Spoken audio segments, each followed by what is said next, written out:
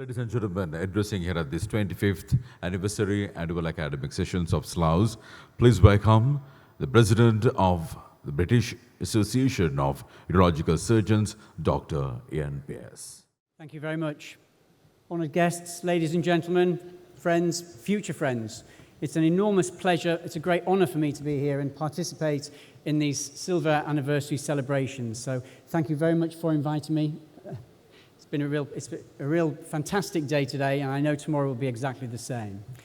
I'm going to talk about widening participation in member organisations, which of course is pretty much all of our organisations that are represented here today. And this really is the British experience of widening participation.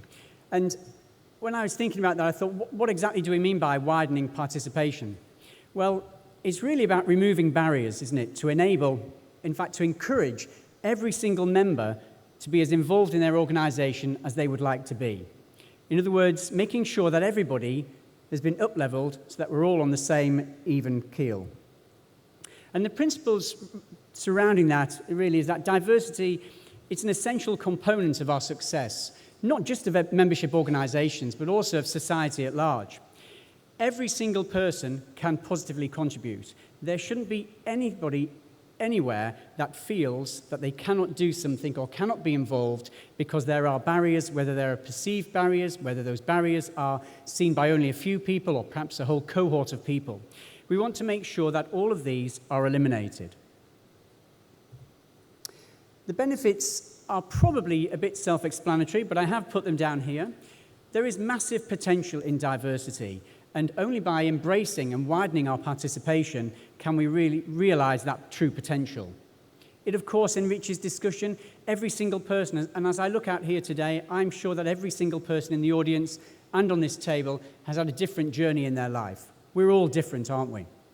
And that difference promotes enriched discussion. It promotes unity, it gives us strength in our organisation, it gives us a more balanced outlook because we've taken many more perspectives, and I think and I hope it brings wider membership.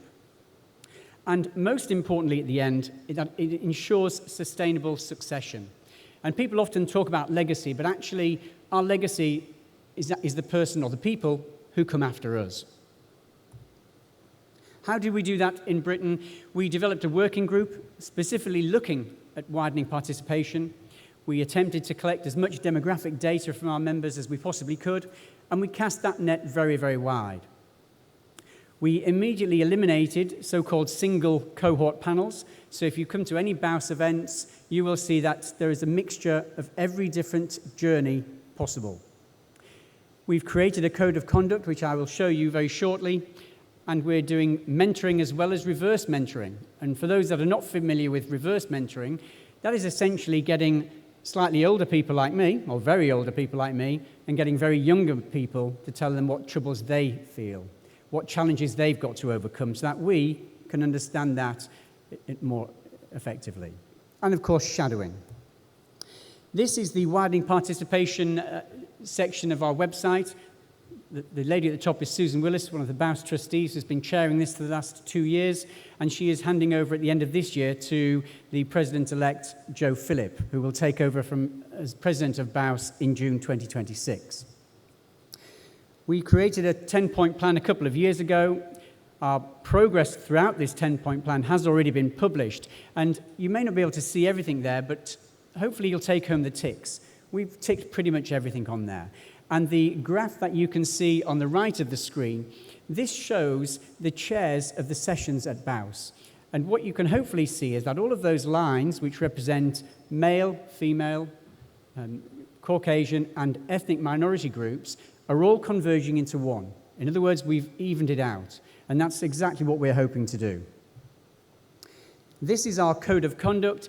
This essentially aims to ensure that every event that we create, anything that BAUS does, people behave in a respectful fashion. People are able to ask questions without fear of being lambasted or being criticized, and that people know that it's a very safe environment to be in. It's very inclusive, and whilst we promote challenge, we also promote the fact that each and every one of us has a role to play. We all need to be the active bystander to call out inappropriate behavior. These are the slides which will be rotating through all of our events in the future, and each of these focuses on a particular aspect of people's behavior, whether they're speakers, whether they're chairs, whether they're audience members. When we first put this up, as a pilot for our oncology section, you'll see that the feedback was a bit mixed.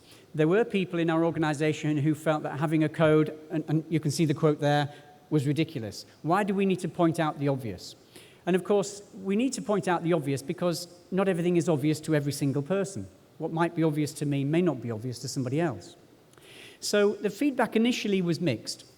But I'm pleased to say that after half a year, when we trialed it again at the annual meeting, it was very much more positive. And actually, people really embraced the fact that whilst some bits may have been obvious to some people, it was all very much worth saying, because only then can we really promote the behavior that we want. Only then can we really embrace our diversity and widen our participation so that every one of our members can contribute as much as they feel that they would like to. Thank you very much.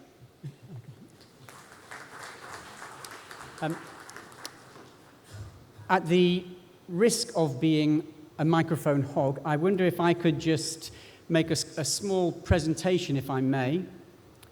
Actually, it's the flat one, please.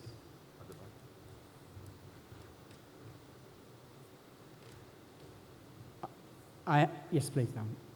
So I have been able, through the miracles of hand luggage and airlines being slightly slack with me, I've been able to bring over a small token of appreciation from the British Association of Urological Surgeons to the Sri Lanka Association of Urological Surgeons to mark this most auspicious occasion of a silver anniversary.